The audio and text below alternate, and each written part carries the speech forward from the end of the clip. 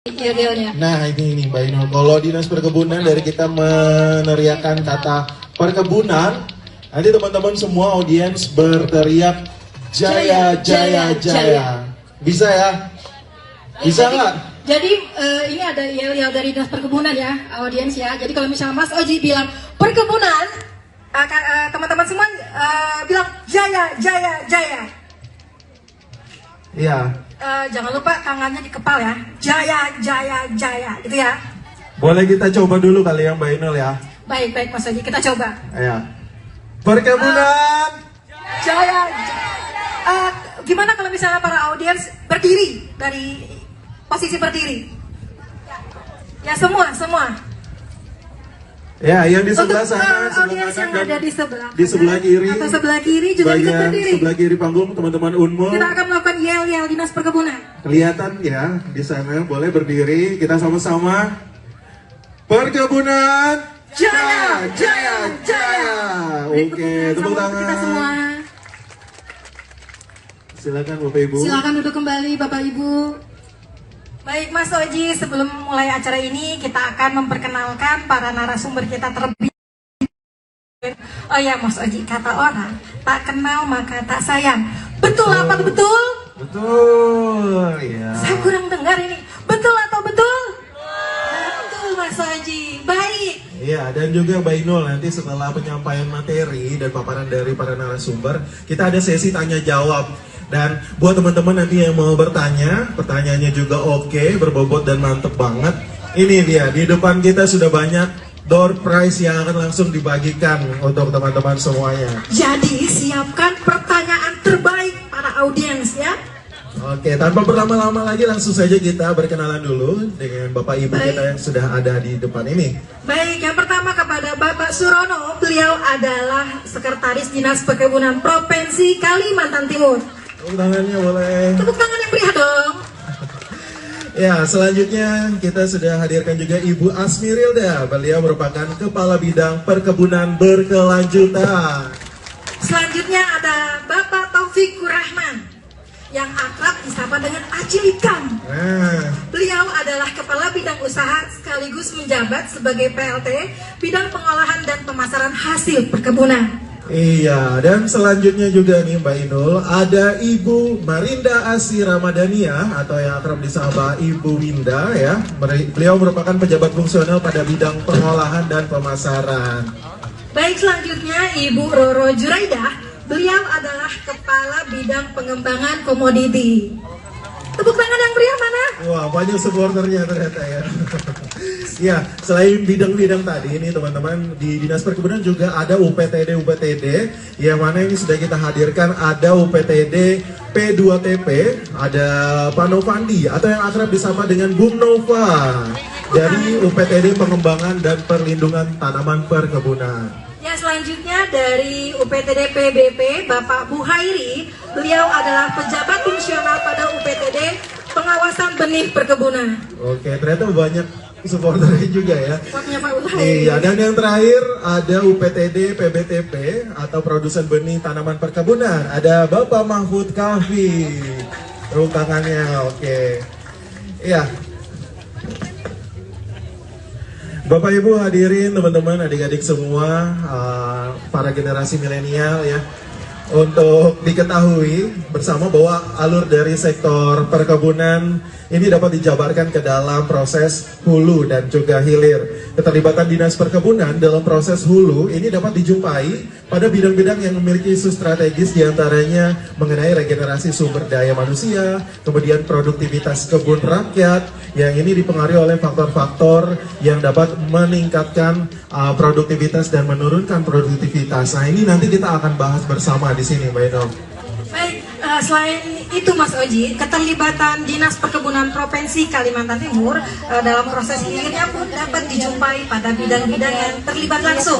Misalnya pada proses kerjasama kemitraan usaha, serta pengolahan produk olahan komoditas perkebunan. Lalu dibantu dengan mempromosikan dan memasarkan produk olahan komoditas perkebunan. Tapi di samping berjalannya proses hulu hingga hilir tersebut, terdapat permasalahan-permasalahan yang muncul, seperti meningkatnya emisi gas rumah kaca, sehingga dalam hal ini Dinas Perkebunan melalui bidang terkait pun turut mengatasi hal-hal tersebut, Mas Oji. Ya, dan akhirnya teman-teman semua dari semua tindakan partisipasi masing-masing bidang dalam lingkup Dinas Perkebunan yang turut andil tersebut dapat dikerucutkan juga pada salah satu tujuan utama, yakni transformasi ekonomi. Ya, mungkin kita para generasi milenial, teman-teman mahasiswa ya, ini masih ada yang belum familiar dengan apa sih yang dimaksud dengan transformasi ekonomi. Untuk itu langsung saja sekaligus memulai pemaparan kita pada sore hari ini, kita persilakan kepada Bapak Insinyur Surono untuk memberikan paparannya. Silakan Bapak. Ya, baik Mas Oji, Mbak Husnul. Sebelum saya menjawab pertanyaan Mas Oji, mohon izin saya berdiri ya, Mas Oji ya, Mbak Husnul ya. Silakan Pak. Kemudian saya ingin menyapa semua peserta yang ada pada hari ini. Selamat sore, adik-adik. Semangat? Oke, coba saya mau tes kalau semangat ya. Kalau yang tadi saya bilang hai, nanti jawab halo. Sebaliknya kalau saya jawab halo, jawab hai. Bisa dicoba? Halo. Hai. Hai. Halo. Halo, halo. Hai hai. Ya, terima kasih. Tepuk tangan untuk kita semua. Baik, Mas Oji dan adik-adik sekalian, sebelum saya menjawab pertanyaan terkait dengan transformasi ekonomi tadi, saya ingin memberi ilustrasi dulu ya adik-adik sekalian. Adik-adik sekalian, saat ini Provinsi Kalimantan Timur itu struktur ekonominya itu didominasi oleh minyak gas dan industri pengolahannya ya. Itu dari 100% itu kita dominasi dari minyak gas dan industri pengolahan tadi sekitar 60-70% itu adik-adik sekalian. Nah, sedangkan sektor pertanian itu hanya sebagian kecil, yaitu 6-10% ya, kecil sekali. Nah, transformasi ekonomi itu ingin membalikkan kondisi atau paling tidak meningkatkan kontribusi dari sektor pertanian tadi, itu dibalik yang semula kita ekonomi yang tergantung kepada migas dan industri pengolahannya, itu kita akan balik, pertanian nanti akan kita tingkatkan sehingga tidak ada yajel. Perkebunan, nah lupa sudah, ulang, perkebunan Jaya, jaya, jaya. baik. Tepuk tangan nanti kita semua. Jadi adik-adik sekalian, itu tadi maksud dari transformasi ekonomi tadi. Itu adalah mimpi besar, bukan hanya Kalimantan Timur, tapi juga nasional ya. Nasional tidak ingin tergantung perekonomiannya dari sumber daya alam yang tidak terbarukan. Tadi jadi migas, batu bara dan seterusnya itu adalah yang tidak terbarukan. Suatu saat akan habis adik-adik sekalian. Nah, kondisi ini tidak boleh dibiarkan terus-menerus, karena suatu saat cepat atau lambat ya itu sumber daya alam tadi akan habis, dan tentunya itu akan mempengaruhi kemandirian bangsa dan daerah kita tentunya. Jadi struktur transformasi tadi adalah upaya untuk meningkatkan agar struktur ekonomi kita tidak lagi tergantung pada migas dan batu bara, tapi tergantung kepada sumber daya alam yang dapat diperbarui. Dalam hal ini adalah pertanian dalam arti luas termasuk ya. Di situ ada perkebunan, peternakan, perikanan, terus tanaman pangan, kehutanan. Jadi ada 5 sektor, subsektor di sana. Begitu. Nah, kemudian untuk menuju itu tidak mudah dari sekalian ya. Ada kendala-kendala dan permasalahan ya.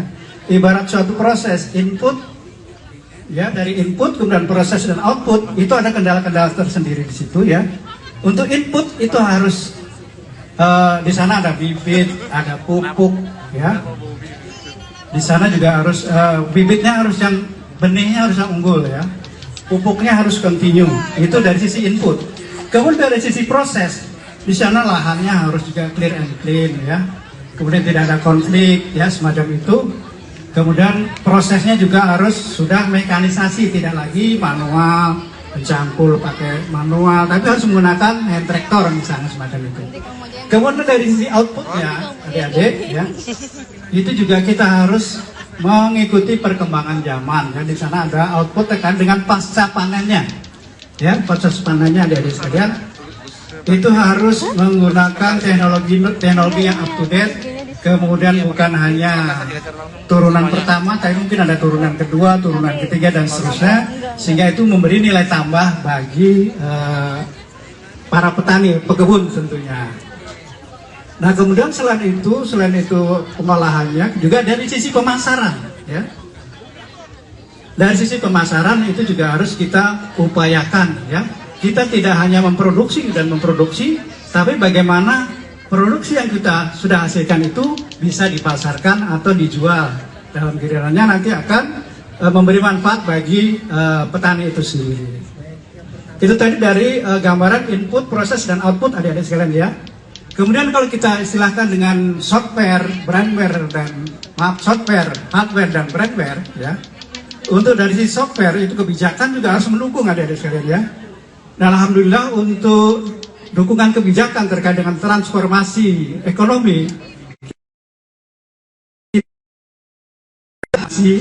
tadi, dan mudah-mudahan ini tercapai tentunya dengan upaya-upaya yang cukup intensif untuk kami.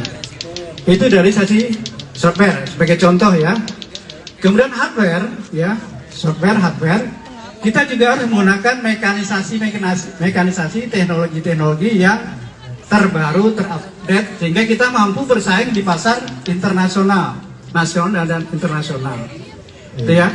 Kemudian dari berikutnya adalah sisi dari brandware-nya atau SDM-nya. Nah, di sini adik-adik sekalian, terkait dengan SDM ini yang tadi sesuai dengan tema yang disampaikan oleh Mas Oji tadi, itu kita punya kendala bahwa dari data statistik ternyata SDM pertanian itu makin tahun makin berkurang, bukan makin meningkat. Sebagai gambaran 2016 kita ada 320 sekian ribu, di tahun 2021 kita tinggal 314 sekian, atau berkurang sekitar 16 ribuan.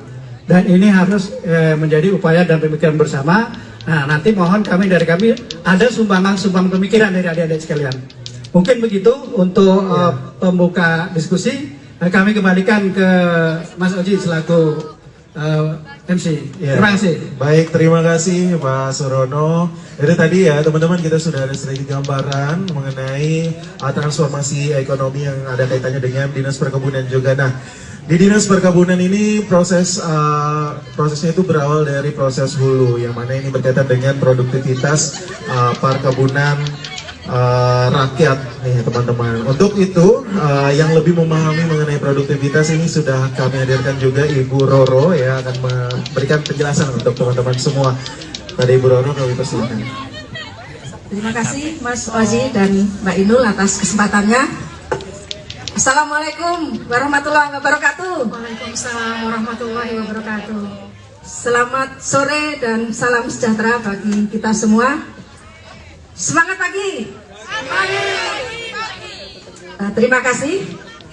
Kami dari bidang pengembangan komoditi yang menangani pengembangan komoditas perkebunan di Kalimantan Timur.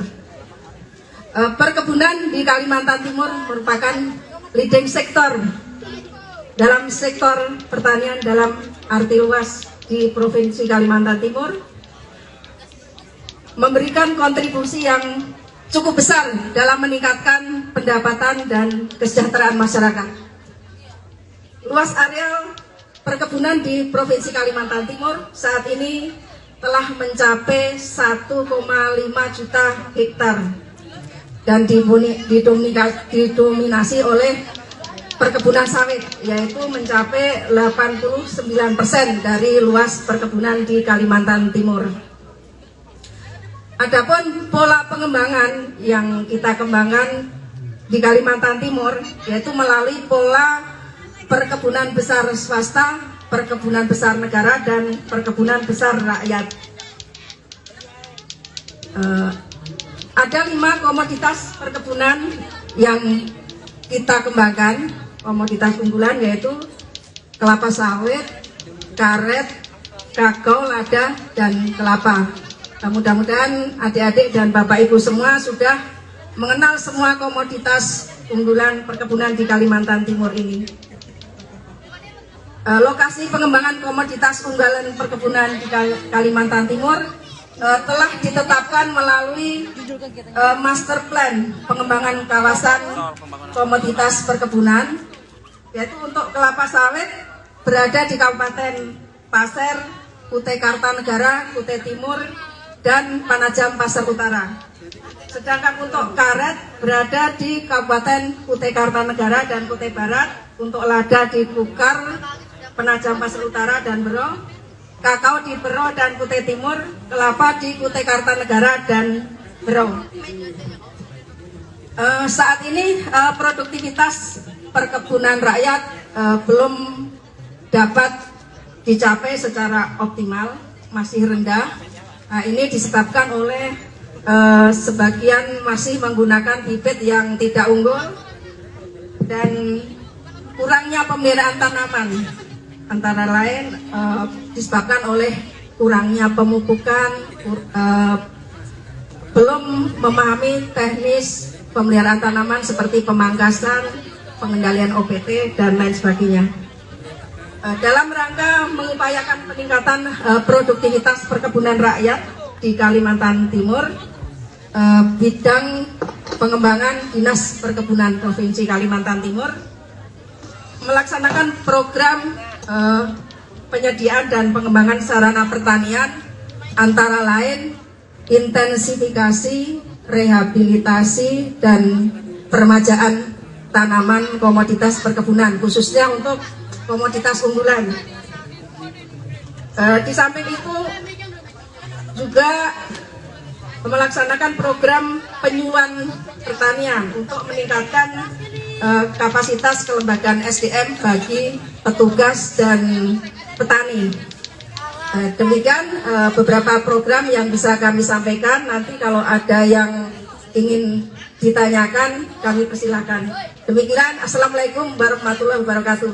Waalaikumsalam warahmatullahi wabarakatuh. Baik, terima kasih Ibu Roro. Tadi masih berbicara mengenai produktivitas nih teman-teman ya. Ada kaitannya juga dengan UPTD yang satu ini. Dari UPTD produsen benih tanaman perkebunan, yang mana ini akan dijelaskan oleh Bapak Mahfud Kafi. Kami persilakan Pak Kafi mengenai penggunaan benih unggul. Iya, silakan Pak Kafi. Baik, terima kasih. Apa kabar semuanya, Bapak Ibu sekalian? Adik-adik dari mahasiswa dari kalangan milenial, semangat pagi. Izin menyampaikan, tadi sudah disinggung masalah bibit unggul. Salah satu poin penting untuk menghasilkan produktivitas perkebunan yang tinggi adalah penggunaan bibit unggul. UPTD produsen benih tanaman perkebunan adalah diberi amanah untuk menyiapkan benih tanaman perkebunan, salah satunya itu. Dalam menyiapkan ini tentu UPTD PBTP ini tidak bekerja sendiri. Sesuai PP 26/2021 itu diamankan ada 3 komponen yang disebutkan, yaitu badan usaha, perorangan, dan pemerintah. Nah, kami PBTP ini adalah termasuk dalam kelompok badan pemerintah, dan kami sudah mulai memproduksi benih-benih itu sejak tahun 2019. Mungkin kami bisa menyebutkan sedikit jumlah-jumlah yang sudah diproduksi oleh kami sendiri, tidak termasuk produsen benih yang ada di Kabupaten Kota Kalimantan Timur. Sekali lagi kami tegaskan bahwa yang bertugas menyiapkan benih unggul ini adalah yang 3 komponen tadi itu, swasta, badan usaha, dan pemerintah dan perorangan. Nah, kami sudah menyiapkan bahan tanaman itu sejak 2019, antara lain 2019 itu berjumlah 25.000 benih, 2020 40.000, 50.000, kemudian 55.000, 2022 25.000, dan sekarang 40.000. Itu yang menjadi tugas dan tanggung jawab kami sebagai produsen benih. Nah, untuk mencapai produktivitas yang tinggi tadi itu, maka mau tidak mau perkebunan harus menggunakan bibit yang unggul. Nah, apa sih bibit unggul itu? Sesuai di keputusan Menteri Pertanian, bibit unggul itu diterjemahkan adalah bibit unggul yang berasal dari varietas unggul, yang mana varietas unggul itu ditetapkan oleh Kementerian Pertanian. Nah, oleh karena itu kalau ditetapkan oleh Kementerian Pertanian berarti produksinya juga diawasi oleh Kementerian Pertanian atau pemerintah. Begitu juga peredarannya.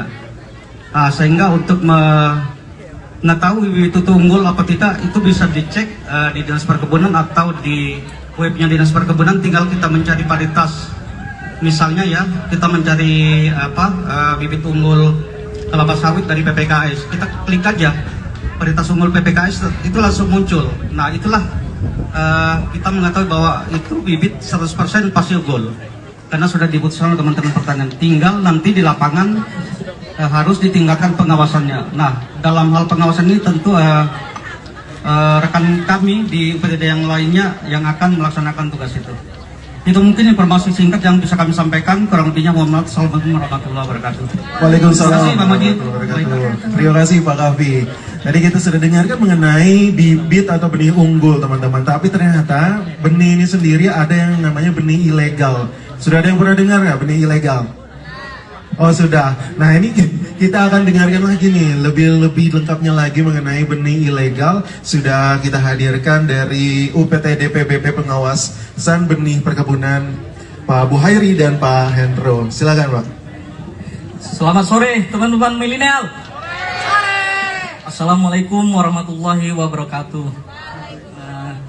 Di sini telah tadi Ibu Roro telah mengatakan produktivitas tanaman perkebunan khususnya rakyat itu mengalami penurunan atau produktivitasnya tidak tinggi. Itu salah satu faktornya adalah penyebabnya adalah penggunaan benih ilegal. Nah, jadi benih ilegal di sini didominasi oleh komoditi tanaman sawit, di mana UPTD Pengawasan Benih Perkebunan telah melakukan sosialisasi terhadap sentra-sentra atau yang dikiranya penyebaran tempat benih-benih ilegal itu beredar.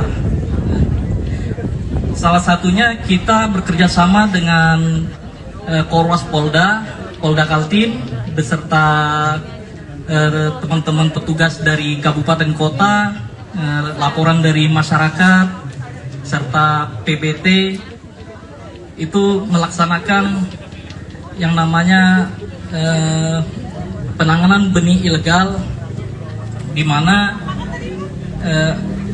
kita apabila menemukan benih ilegal itu yang pertama kali yang akan kita lakukan adalah pembinaan.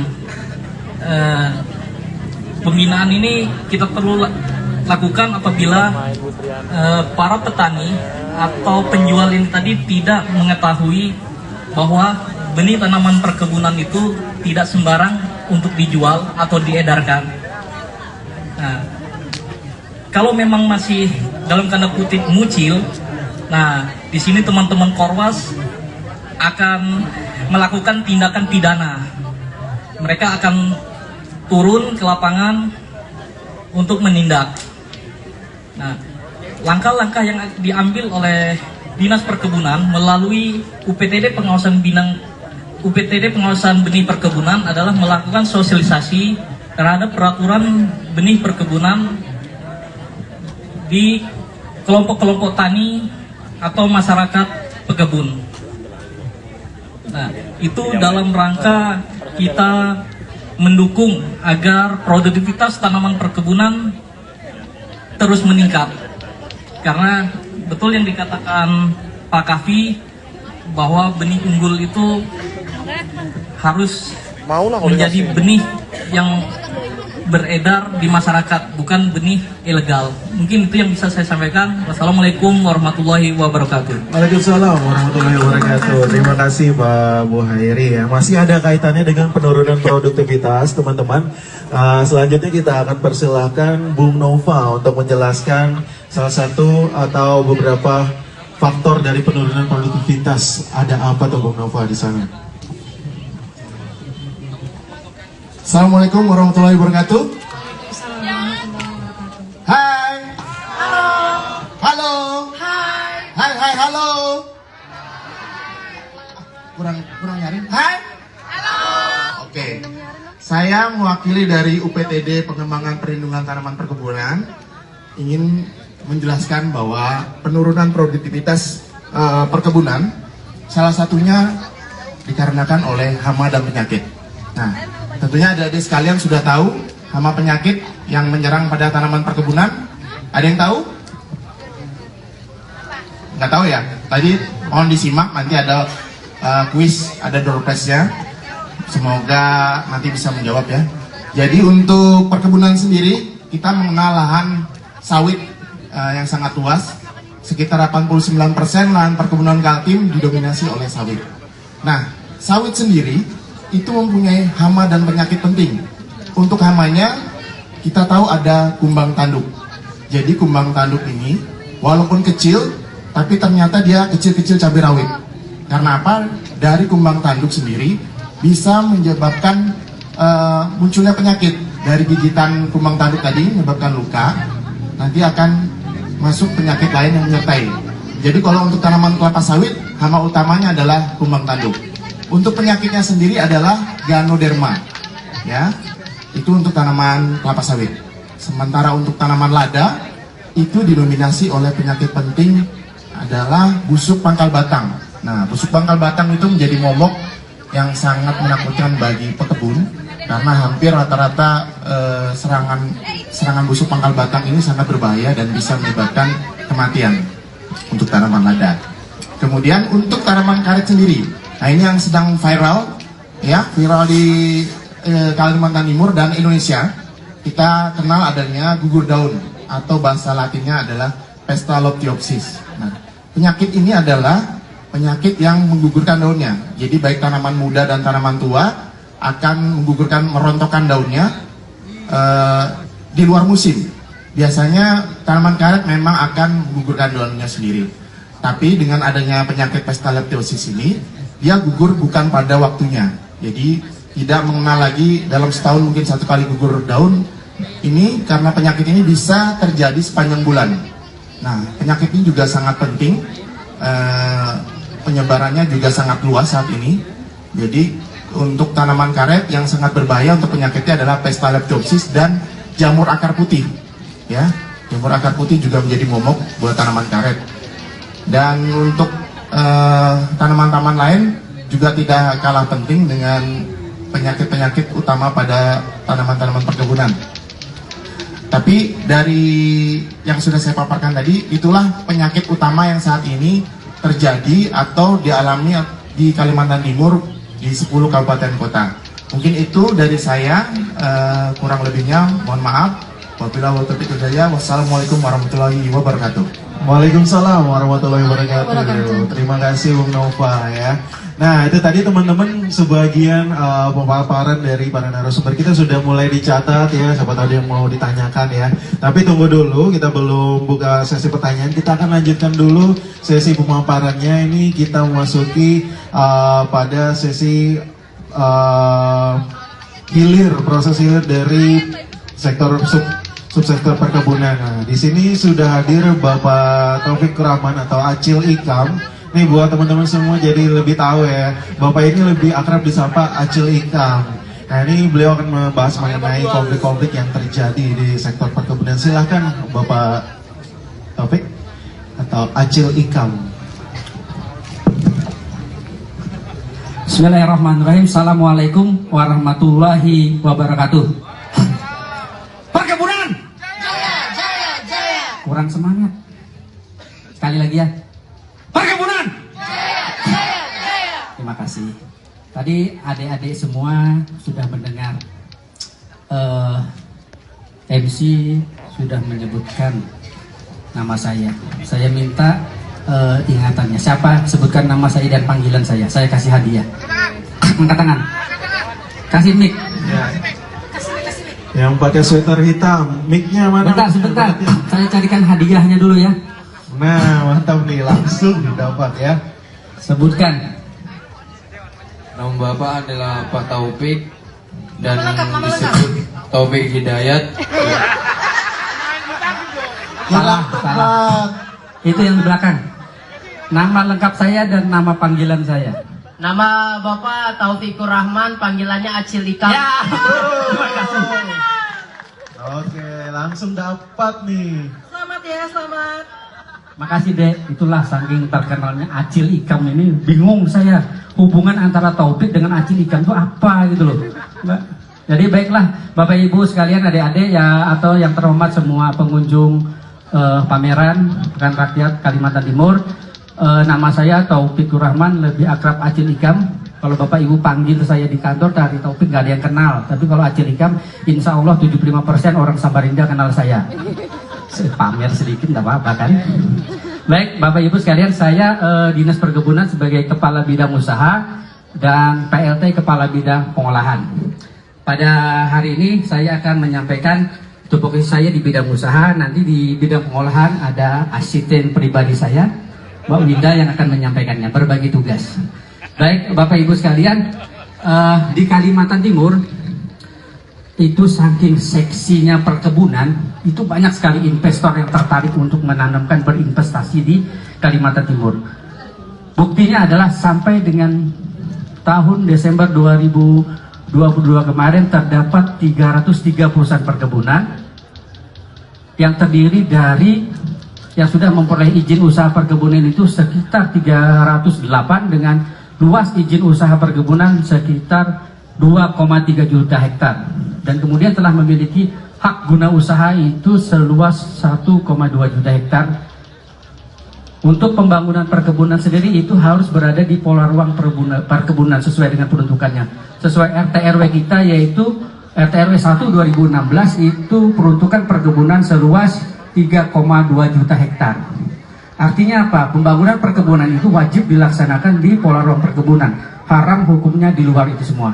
Karena kita temui memang di beberapa tempat ada pembangunan perkebunan itu masuk ke dalam hutan, kawasan hutan. Jadi sampai dengan saat ini proses pembangunan perkebunan, perizinan perkebunan itu berada di kabupaten kota. Karena berada di penerbitnya adalah bupati atau kabupaten kota, sedangkan yang berada di lintas kabupaten itu adalah kewenangan gubernur. Saking seksinya pembangunan perkebunan, khususnya perkebunan itu tentunya tidak berjalan mulus dalam prosesnya. Terdapat konflik pembangunan perkebunan. Antara lain konflik itu ada terdiri dari dua, konflik lahan dan non lahan. Konflik lahan itu terdiri misalnya tumpang tindih perkebunan dengan pertambangan, tumpang tindih perkebunan dengan kehutanan. Kemudian yang non lahan itu banyak terkait dengan harga TBS kemarin yang gonjang-ganjing harga itu menyebabkan konflik juga. Tetapi dengan adanya konflik itu, kami mempunyai strategi dalam mengatasi konflik, yaitu dengan kemitraan. Jadi salah satu tupoksi kami untuk melaksanakan itu yaitu menjalin kemitraan, memfasilitasi terjalinnya kemitraan antara perusahaan perkebunan dengan pekebun. Yang itu kami laksanakan, kami sesuai dengan target transfer kami itu sebanyak 10 setiap tahun, dan konflik yang ditangani adalah 5 konflik. Tahun 2022 kemarin kita sudah memfasilitasi penanganan konflik sebanyak 19 konflik perkebunan di Kabupaten Kota Kalimantan Timur.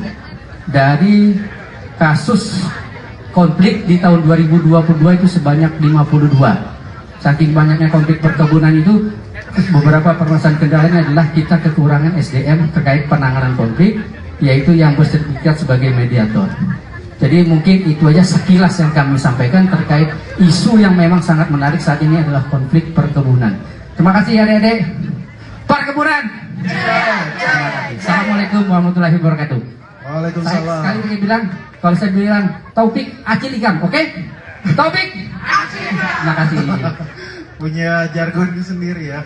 Oke, terima kasih Acil Ikam, dan selanjutnya teman-teman kita akan dengarkan penjelasan pemaparan dari Ibu Winda. Ini mengenai hilirisasi produk perkebunan ya, kaitannya dengan pengolahan dan pemasaran. Silahkan Ibu. Terima kasih Mas Oji. Mbak Ino, selamat sore semua. Assalamualaikum warahmatullahi wabarakatuh. Jadi tadi seperti yang Pak Taufik bilang, saya mewakili dari bidang pengolahan pemasaran. Tadi sudah dipaparkan di depan gitu ya, bahwa memang perkebunan itu tidak ada fungsi dari hulu sampai hilir. Nah, hilirnya ini di kami. Jadi ada pengolahan, ada pemasaran. Setelah panen, itu adalah bagaimana cara kemudian kami di sini mau melakukan pembinaan dari pasca panennya. Jadi ada pembinaan kepada petani bagaimana tata cara pasca panen yang baik. Setelah itu kami juga melakukan pendampingan dan pembinaan kepada para petani ataupun pelaku usaha untuk promosi dan pemasaran. Jadi kami juga bisa sebagai dikatakan sales ya atau marketing gitu dari perkebunan. Jadi seperti tadi Pak Taufik bilang, memang perkebunan itu seksi sekali. Jadi kalau ada di sini yang ada di jurusan perkebunan, jangan khawatir, sebenarnya cuannya banyak di sini gitu ya. Jadi salah satu yang potensi gitu sebenarnya, kalau memang kalian para mahasiswa adik-adik itu dari perkebunan, ada dua kan pilihannya ya. Satu mau jadi pekerja di perusahaan-perusahaan gede, perusahaan sawit tentunya ya, perusahaan karet atau perusahaan yang lain, itu sebagai tenaga kerja. Tapi yang cuan kedua peluangnya itu adalah di sisi tadi promosi pemasaran sebagai pelaku usaha atau mengakomodir petani-petani yang sudah memanen. Jadi kalian itu bisa menjadi pelaku usaha, bisa untuk mengolah ataupun diversifikasi. Itu ada di bidang kami juga untuk melakukan pelatihan atau bimtek kepada petani atau pelaku usaha untuk mendiversifikasi produk turunan. Jadi harapannya tuh produk perkebunan tidak hanya dijual langsung jadi gitu. Panen kakao, jual kakaonya, bijinya saja gitu. Tapi kita ada diversifikasi produk menjadi bubuk kakao, menjadi coklat batang, itu salah satu contoh. Atau yang seperti adik-adik semua minum sekarang, kopior, itu belum banyak orang tahu, padahal juga bisa menjadi peluang usaha, bisa menjadi cuan di sini. Yang kedua tadi selain tenaga kerja, tadi saya bilang sebagai pelaku usaha ataupun eksportir. Kalau misalnya saya ambil contoh gitu ya, kalau kalian sering main sosmed, Instagram, jangan aja ngeliatin yang ini, tapi yang salah satu yang bisa kita ambil ilmu, kalian bisa buka tuh komoditas bisa ekspor. Itu ada yang tahu? Nah, itu kalau misalnya kalian lihat anggotanya sebagian besar adalah para milenial kan, yang foundernya aja si Mas Julio itu dia 29 tahun. Dan kalau baca dari sejarah dia, 19 tahun dia mencetak $1 juta pertama yang dia dapatkan dari ekspor. Jadi kalian juga bisa di sini gitu, apalagi di Kaltim masih peluang itu masih ada dan masih besar. Jadi kalau misalnya butuh informasi atau kemudian bagaimana nih caranya, bisa langsung ke Disbun, ke bidang kami, kita bantu untuk itu. Karena memang tadi seperti yang Pak Sekretaris bilang di awal, transformasi ekonomi itu lagi difokuskan, dan salah satunya adalah dengan diversifikasi produk, yakni salah satunya produk perkebunan gitu ya. Mungkin itu Mas, kasih. Oke, terima kasih Ibu Indah. Wah, ada pemahaman baru lagi nih ya mengenai pengolahan dan pemasaran di sektor perkebunan. Oke, sudah mulai ada pertanyaan-pertanyaan muncul di kepala, dicatat dulu mau ditanyakan kepada siapa, ditahan dulu sebentar karena kita punya satu lagi yang akan memberikan informasi materi kepada kita semua di sore hari ini. The last but not least ada Ibu Asmi Rilda yang akan memberikan informasinya. Silahkan Ibu. Baik, terima kasih Mas Oji dan Mbak Husnul Khotimah, terkenalnya Mbak Inul. Bismillahirrahmanirrahim. Assalamualaikum warahmatullahi wabarakatuh. Semangat pagi. Perkebunan jaya, jaya, jaya. Tapi nggak asik kalau tidak berdiri dulu. Saya mau berdiri karena semakin sore tidak fokus nih. Izin berdiri semuanya dulu. Saya ingin komitmen dulu yuk dengan teman-teman semuanya. Boleh berdiri yang boleh di berdiri dulu. Tenda sebelah kanan, sebelah kiri juga. Oh ya, boleh kanan kiri. Kesatuan gerak ini membuktikan bahwa satu langkah kita untuk maju menuju perkebunan jaya di Kalimantan Timur.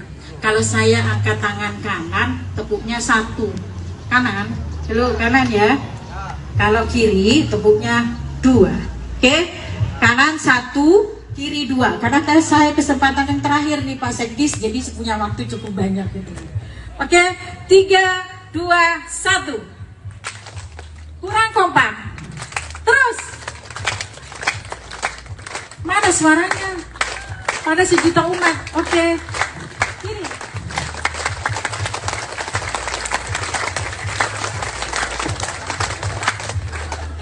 Stop, sudah, silakan duduk kembali.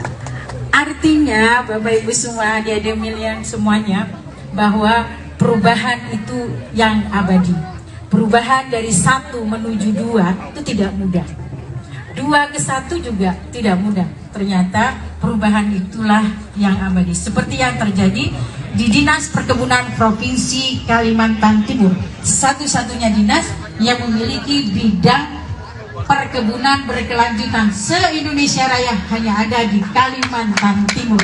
Dan itu terbukti dengan adanya peraturan daerah nomor 7 tahun 2018 tentang pembangunan perkebunan berkelanjutan. Diingat-ingat ya peraturannya ya. Adik-adik semua, Bapak Ibu semuanya, saya Aspirida, tapi jangan diplesetin ya, kalau ini kan acil, topik ini acil ikan.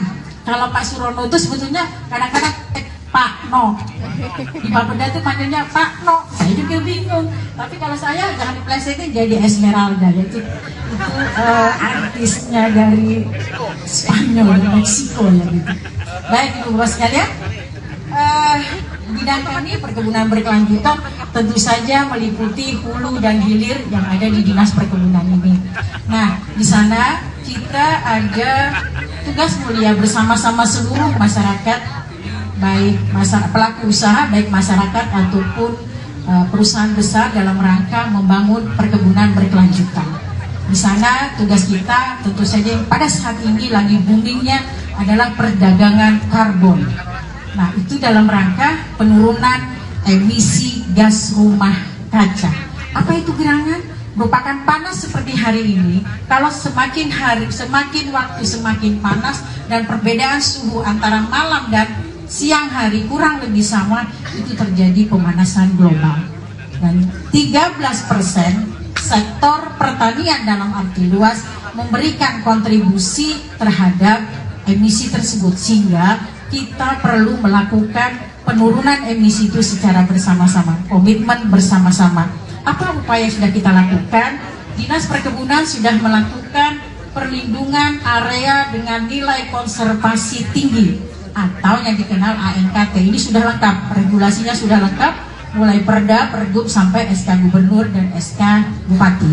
Yang kedua, ibu-ibu, bapak-bapak semua, dan adik-adik semua harus diingat, kadang-kadang tiap sore atau tiap pagi suka membakar sampah. Hati-hati, membakar sampah itu asapnya meningkatkan emisi, sehingga jangan lakukan itu. Hindari itu. Salah satu tugas kami adalah melakukan pengendalian kebakaran lahan dan kebun. Ini membuktikan dengan dibentuknya kelompok tani peduli api. Nah, saat ini sudah berkembang di kabupaten kota. Yang ketiga, tentu saja kita menghimbau dan mendorong pelaku usaha, khususnya pabrik kelapa sawit atau PMS, untuk memanfaatkan limbah, karena emisi itu ada emisi yang berbasis limbah dan juga berbasis lahan. Dan yang keempat, kita akan membangun atau mendorong kabupaten kota melakukan perkembangan atau pembangunan kebun kelapa sawit di daerah cadangan karbon rendah. Dan yang terakhir, ini anak-anak saya, adik-adik saya semuanya di Fakultas Pertanian, tentu saja tadi dengan supportnya teman-teman dari UPTD, kita akan menggunakan pupuk atau pestisida yang ramah lingkungan. Saya kira ini komitmen kita bersama-sama, tetapi hal itu tidak mudah seperti kita membalik telapak tangan. Untuk itu saya mohon berdiri sekali lagi.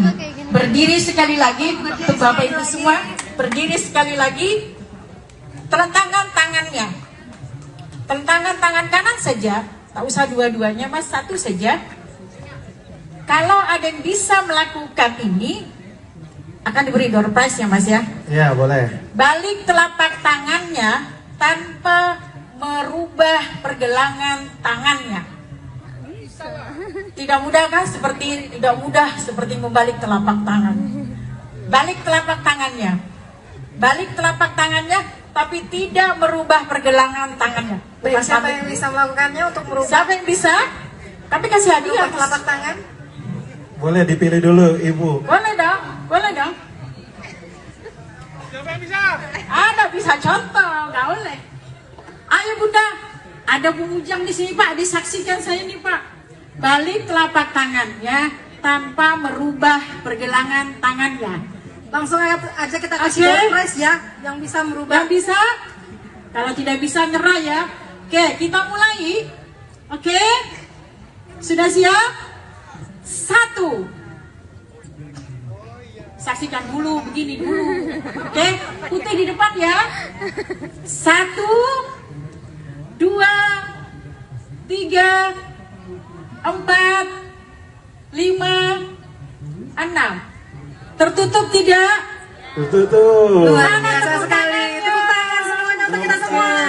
Artinya setiap yang akan kita lakukan harus ada strateginya, harus ada upaya yang kita lakukan. Terima kasih. Wabillahi taufiq wal hidayah. Assalamualaikum warahmatullahi wabarakatuh. Waalaikumsalam warahmatullahi wabarakatuh. Sayang sekali ya Mas Oji ya, nggak ada yang bisa merubah langsung gitu Mas Oji, padahal sudah disiapkan tuh doorprize-nya. Betul sekali. Ya, baik, terima kasih Bapak Ibu narasumber.